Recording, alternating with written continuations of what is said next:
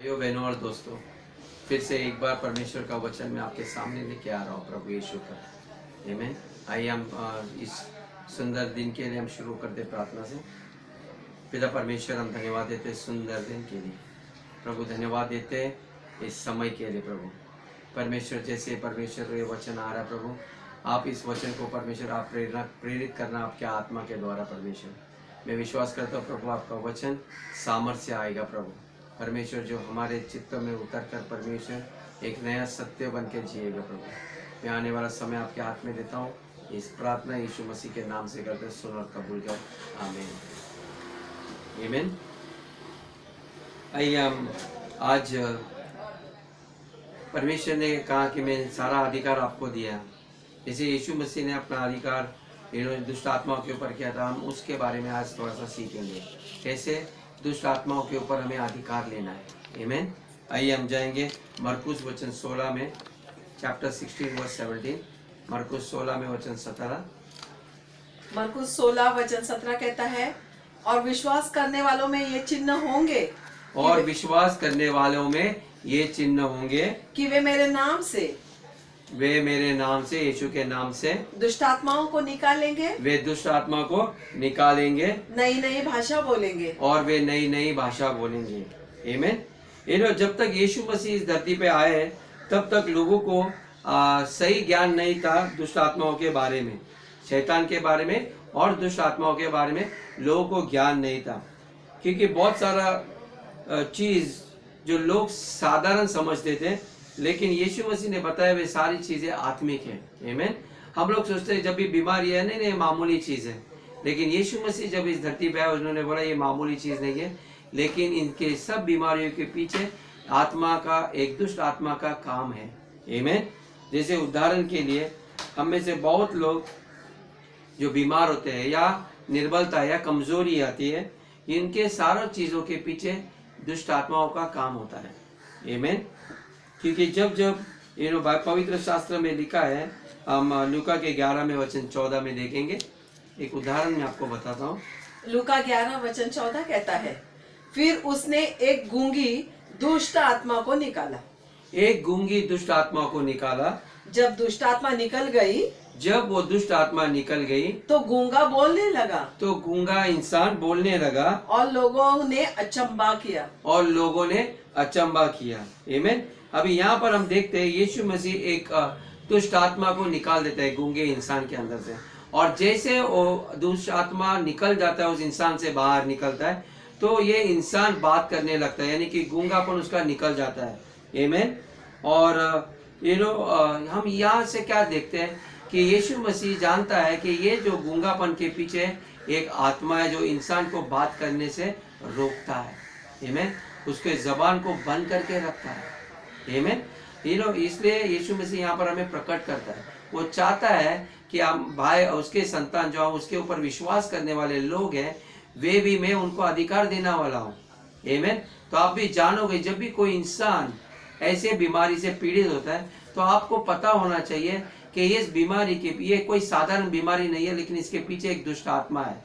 और उन्होंने कहा विश्वास करने वाले जो यीशु के मसीह के उस उसके बलिदान के ऊपर विश्वास करते कि यीशु मसीह प्रभु है हमारा है, तो वो उनको अधिकार देता है, और वो कहता है मेरे ऊपर जो विश्वास करने वाले वे भी मेरे नाम से दुष्ट आत्माओं को निकालेंगे।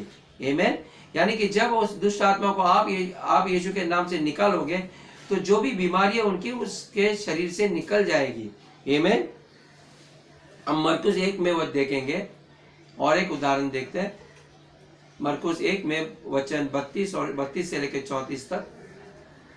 मरकुस 1 वचन 32 से 34 कहता है, संध्या के समय जब सूर्य डूब गया, तो लोग सब बीमारों को और उन्हें जिन्हें दुष्ट आत्माएं थी उनके पास लाए, और उसने बहुतों को जो नाना प्रकार की बीमारियों से दुखी थे चंगा किया, और बहुत से दुष्टात्माओं को निकाला, और दुष्टात्माओं को बोलने न दिया, क्योंकि वे उसे पहचानती थी। अभी यहाँ पर हम क्या देखते हैं, एक दिन शाम को बहुत सारे लोग जो दुष्ट आत्मा से पीड़ित थे, बहुत लोग अलग अलग बीमारी से पीड़ित थे। आमीन। उन सारे लोगों को दुष्ट आत्मा ने जकड़ के रखा था और इनको यीशु के पास लाए गए, और सारा नगर ये सब देखने के लिए वहां पर खड़े हुए कि अभी देखते हैं कि क्या कर रहा है यीशु मसीह। और बाइबल कहता है कि उसने सारे जितने भी पीड़ित लोग थे उनको सबको चंगाई दी और बहुत सारे दुष्ट आत्माओं को उनके अंदर से निकाला और उनको आज्ञा भी दी कि वे फिर से, और उसने क्या क्या शैतान के दुष्ट आत्मा को बात करने भी नहीं दिया, क्योंकि दुष्ट आत्मा जानते थे यीशु मसीह कौन है। आमीन। ऐसे आज बहुत लोग हैं जो लोग को दुष्ट आत्मा के कार्य के बारे में उनकी जानकारी नहीं है। आमीन। कलीसिया में भी बहुत सारे लोग जो परमेश्वर के संतान है, वे लोग भी नहीं जानते कि ये जो बीमारी होती है उनके जीवन में या उनके रिश्तेदारों के जीवन में या उनके पड़ोसी लोग के जीवन में, कि इनके पीछे किसका हाथ है। आमीन। लेकिन सच्चाई ये है कि ये दुष्ट आत्माएं उनके जीवन में बहुत सारा तमाशा कर रहा है या बहुत सारा तकलीफ उनके जीवन में ला रहा है। आमीन। ये इंसानों के जीवन में जो भी आज तहल मचल जो हो रहा है बीमारी का, इसके पीछे दुष्ट आत्मा का हाथ है। आमीन। और कई लोग ये दुष्ट आत्मा है, ये जिम्मेदार है लोगों के जीवन में परेशानी लाने के लिए। बहुत सारे लोग परेशान है, पीड़ित से, बीमार से पीड़ित है, लेकिन इसके पीछे एक ही है कि दुष्ट आत्मा उनके जीवन में कार्य कर रहा है। आमीन। और मैंने कई सफल लोगों को भी देखा है जिंदगी में, अचानक उनका जिंदगी खाली हो जाता है, उनका विवाह जीवन टूट जाता है या कुछ भी ऐसी चीज होता है। परमेश्वर का वचन कहता है कि इन सब चीजों के पीछे शैतान का काम है, उसके वो दुष्ट आत्माओं जो उसके साथ है, शैतान के साथ, वे उनके जीवन में ये तकलीफ ला रहे हैं। आमीन। और कई लोग मेरे को देखा है कि बहुत सारा चीज उनके पास था, अचानक सब चीज खोते हैं। आमीन। कल रात को भी मैं किसी से बात कर रहा था, मुझे पता चला कि उनका जिंदगी कैसी अच्छी थी और सब कुछ और धीरे धीरे धीरे खोने लगा। मैं जब उसका सुनकर मेरा दिल टूट गया, लेकिन मुझे पता चलने लगा कि सच में शैतान कितना चालाक है और उनका सारा उसके जीवन में तकलीफ आए।